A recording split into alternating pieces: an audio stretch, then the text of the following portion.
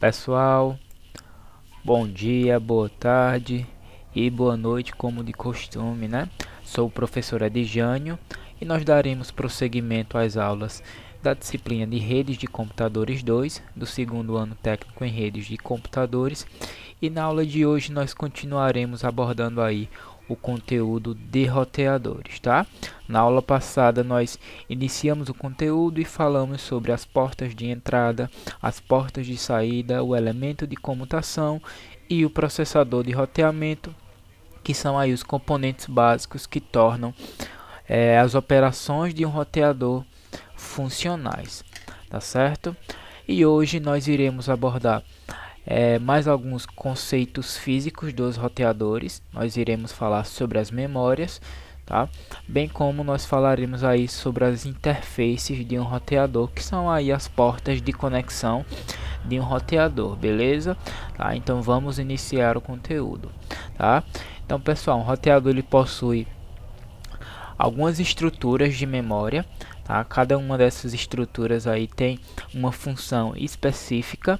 Vocês verão algumas semelhanças com o computador comum, mas vocês verão aí também que o roteador possui também suas especificidades, tá? Inicialmente nós temos a memória ROM, certo? É uma memória permanente, é uma memória gravada aí de forma permanente no momento da fabricação do equipamento, certo? E é uma memória de inicialização, onde essa memória, né, no momento em que o dispositivo é acionado, ou no caso é ligado, tá? Realiza-se aí testes de hardware, bem como carrega, tá?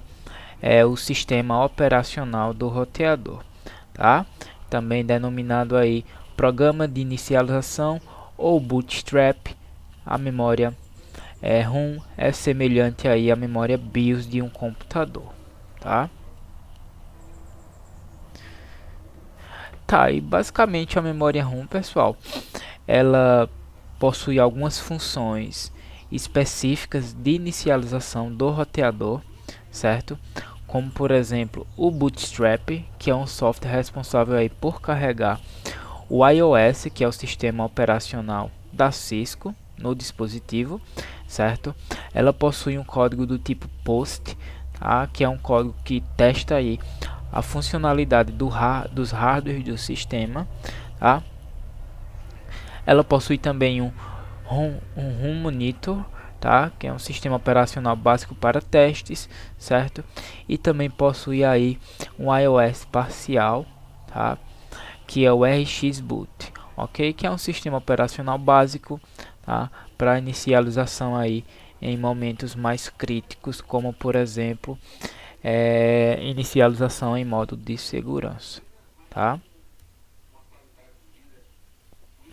Tá, o que acontece quando o roteador é ligado, certo?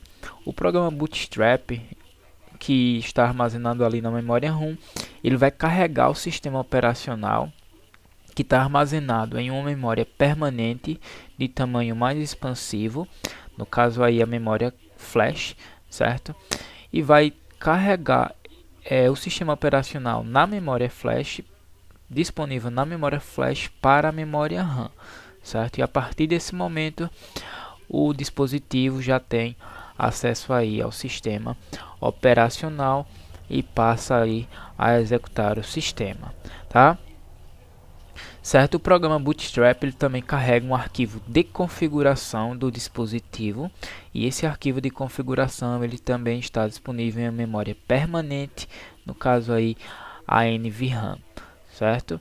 E é a partir desse arquivo de configuração que todas as configurações do roteador são aplicadas no momento aí da inicialização, tá? Inclusive as configurações que foram realizadas pelo administrador da rede anteriormente. Memória flash, tá? Memória permanente, tá?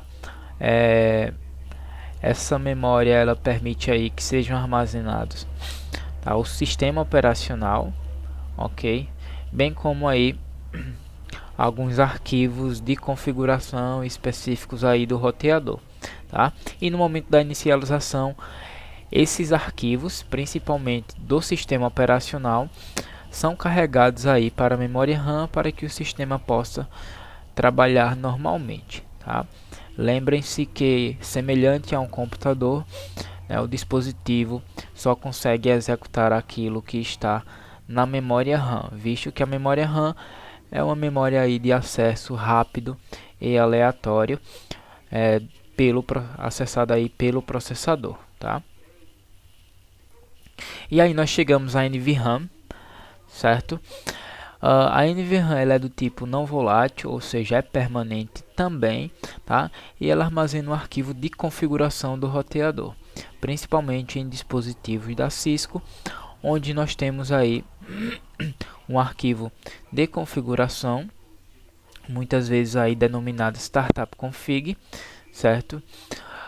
Que permite que os comandos sejam, tá, armazenados nesse arquivo, e sempre que o roteador é inicializado, tá, esse arquivo é movido da NVRAM para a memória RAM para que o roteador possa aí executar as funções descritas no arquivo, tá?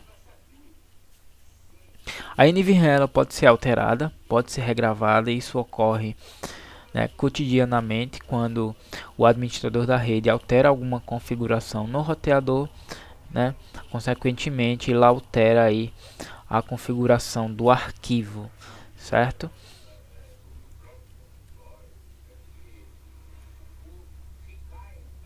Tá, existem diversas configurações nesse arquivo, pessoal, tá?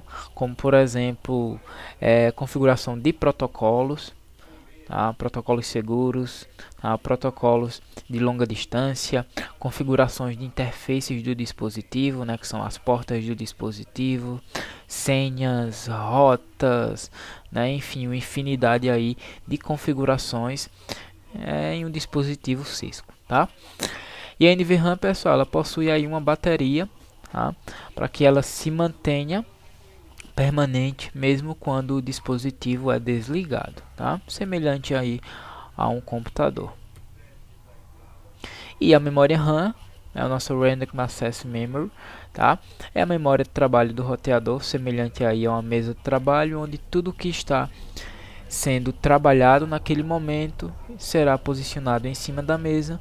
Na memória RAM acontece de forma semelhante, tá? Tudo que o processador necessita acessar e processar deve estar ali presente na memória RAM, certo? E a memória RAM ela é volátil, ela não é permanente, todos os dados são ali apagados sempre que o dispositivo é desligado.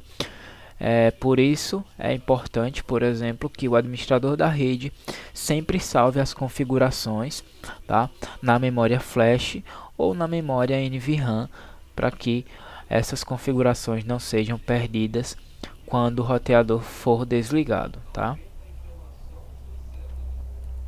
E na memória RAM, basicamente são carregados ali o próprio sistema operacional, tabelas ali de roteamento, né, arquivos de configuração corrente, que é o running config, certo? O próprio CLI, que permite a configuração do dispositivo, o programa Bootstrap, responsável aí por fazer o gerenciamento entre as memórias, transmitir os arquivos e uma porrada de funcionalidades aí, tá, que dependem do processamento em tempo real.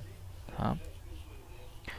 E nós temos uma imagem que especifica basicamente uma estrutura do roteador. Nós temos a memória ROM, certo? Nós temos a NVRAM, nós temos a memória flash, nós temos a DRAM, que é a memória RAM, tá? Nós temos o processador, que é a nossa CPU. Nós temos ali um barramento do sistema que controla todas as interfaces do nosso roteador, tá? Vocês percebam que a memória ROM ela é uma memória persistente, tá? A memória de inicialização. Percebam que a NVRAM ela possui o arquivo de configuração do nosso dispositivo, tá? Seja ele um roteador, um switch ou qualquer dispositivo da Cisco, denominado aí Startup Config. Aliás, corrigindo, nem todo dispositivo da Cisco possui, tá, um arquivo de Startup Config. Muitos dispositivos são plug and play, né? Como por exemplo um hub que você não consegue aí inserir configurações, apenas plugar e utilizar na rede. Tá? Nós temos a memória flash, é também uma memória persistente, né? Ou permanente, tá? E ela possui aí o iOS da Cisco, que é o sistema operacional que permite, né, gerenciar, configurar o dispositivo, verificar configurações e etc. Tá? E nós temos a memória RAM, onde as configurações correntes, ou seja, configurações atuais, que são chamadas de running config, tá, em dispositivos da Cisco, elas ficam ali armazenadas enquanto o dispositivo está em funcionamento. Tá?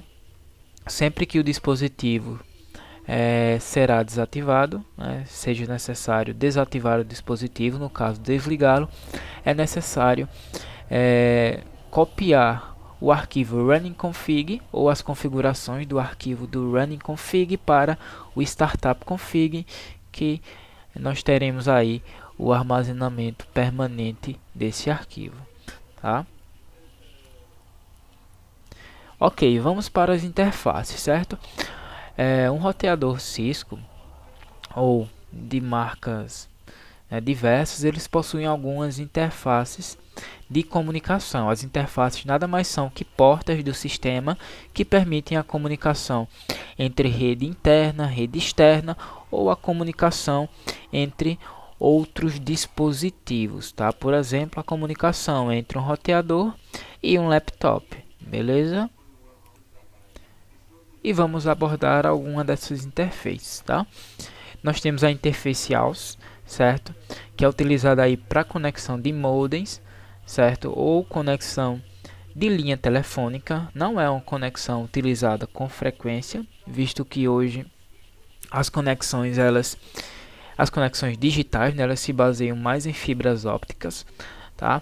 Mas muitas aplicações ainda utilizam quando, por exemplo, é necessário utilizar uma rede analógica entre a origem e o destino, tá? Certo? Essa porta ela também pode servir como porta de backup, certo? Onde em caso de falha da porta principal, que utiliza ali, digamos, fibra óptica, ela pode assumir, tá, a função de conexão, claro, com a velocidade reduzida, ok?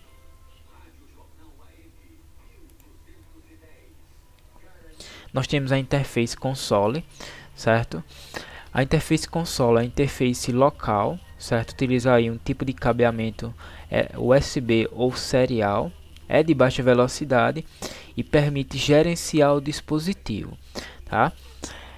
Para que a gente consiga configurar um dispositivo Cisco, tá? Um roteador, um switch, tá? Nós não conseguimos fazer no próprio dispositivo. É necessário conectarmos um computador ou um laptop ao dispositivo para que a gente consiga acessar o sistema operacional do dispositivo através do CLI, que é o nosso Code Line Interface do iOS da Cisco, tá? E essa conexão é feita aí através da interface console na maioria das vezes, tá? A gente pode também fazer esse acesso de forma remota utilizando aí um cabo de rede comum, cabo de par trançado ou até cabos de fibra óptica, mas o acesso físico, certo, é feito aí através da porta console. Nós temos as portas interface Ethernet, tá? São portas de redes locais, ok? Permite aí conectar o roteador aos switches ou a outros dispositivos em redes locais, como roteadores, como switches, como computadores, como servidores, certo? Geralmente essas portas do tipo Ethernet, tá? Elas podem aí funcionar como Fast Ethernet, como Gigabit Ethernet ou em tecnologias mais avançadas como 10 Gigabit Ethernet, certo? Mas essas conexões de 10 Gigabit Ethernet são mais voltadas aí para conexões com servidores e até redes externas em alguns momentos, certo?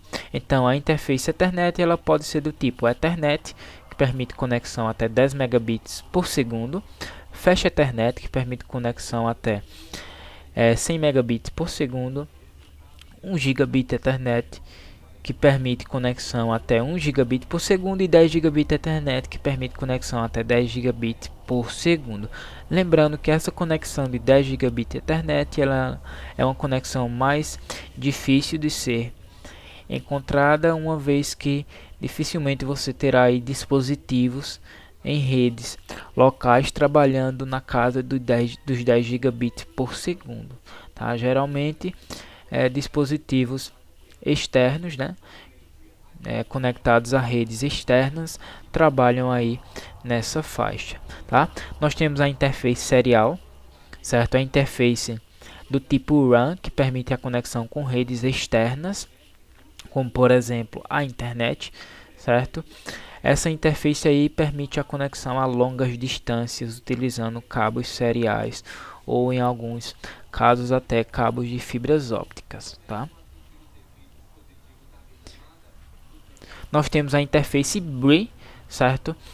Que é uma interface aí dedicada para conexões do tipo ISDN, que é um tipo de conexão específica, um protocolo de rede específico, tá? Denominado aí Integrated Self Digital Network, certo? Utilizado aí, tá? Em poucas redes, certo? Uma vez que hoje as conexões seriais e de fibra óptica dominam o mercado, certo? Nós temos a interface Token Ring, tá? É uma interface para conexão em redes de topologia NEL, certo? Geralmente redes aí IBM Token Ring, tá? Que foi a rede criada aí pela IBM em topologia ANEL, tá? Nós temos as interfaces Telnet ou SSH, certo? Que permite aí o acesso remoto ao dispositivo, como por exemplo a configuração do dispositivo a longas distâncias pode ser feita aí através dos protocolos Telnet ou SSH, tá? A diferença entre os dois é que o Telnet ele não utiliza criptografia, né? Caso você insira alguma senha no dispositivo, essa senha vai trafegar pela rede sem nenhum tipo de criptografia ou serviço de segurança. Já o SSH ele utiliza aí criptografia de ponta a ponta, onde os dados aí são criptografados desde a origem até o destino, sendo um protocolo mais seguro e mais recomendado, tá? E como funciona a numeração das portas, certo? Em dispositivos, ou no caso aí a denominação, certo? Nós temos os slots, certo? Os slots aí são conexões de placas de rede, certo? Cada slot possui um número, por exemplo 0, 1, 2 e assim por 3 e assim por diante. E cada interface do slot também possui um número. Digamos que nós temos um slot ali de portas do tipo Ethernet, onde nós temos 24 portas do tipo Ethernet, que trabalham ali na casa dos 100 megabits por segundo, no caso, no padrão Fast Ethernet, tá? Então, cada slot tem um número. No caso, nosso slot poderia ser o número 0, por exemplo, tá? E as nossas portas Fast Ethernet, elas iriam aí variar de 0 a 24, certo? De acordo com o número de portas. Dessa maneira, nós teríamos a identificação do slot, seguido aí da identificação da porta do slot, certo? Por exemplo, nós teríamos a porta 0/00/1, 0/2, 0/3 até 0/24, né? Próximo slot, nós teríamos a porta 1/0, 1/1, 1/2, certo? E assim por diante, tá? Então é dessa maneira que as portas são denominadas em um dispositivo da Cisco, certo? E outra coisa, mesmo que a porta obedeça ao padrão comum Ethernet, por exemplo, tá? Ela vai ser especificada pelo subpadrão de velocidade, tá? No caso aí Fast Ethernet, Gigabit Ethernet, 10 Gigabit Ethernet, ou se ela só trabalhar até os 10 megabits por segundo, ela vai funcionar ali na casa no padrão Ethernet, certo? Mas lembrando, a Ethernet é o padrão geral e aí você tem as velocidades que se encaixam em 10 megabits, 100 megabits, 1 gigabit e 10 gigabit por segundo, tá? Um exemplo aí de um roteador com algumas interfaces, certo? Nós temos ali uma interface do tipo RAM, certo? Uma interface também denominada serial, certo? Nós temos ali uma porta AUX para conexão de modems, certo? Nós temos duas portas LANs para conexão de redes locais, possivelmente portas do tipo Fast Ethernet. Nós temos uma porta console, tá? Que aceita ali a conexão do tipo console por um dispositivo físico de configuração, geralmente um laptop ou um computador. E nós temos ali, tá, outra porta console, certo, do tipo B, só que essa utilizando conexão USB, enquanto a primeira utiliza ali uma conexão RJ45, no caso aí um cabo de par trançado ou cabo de rede comum, né, aqueles azuis que nós conhecemos, tá?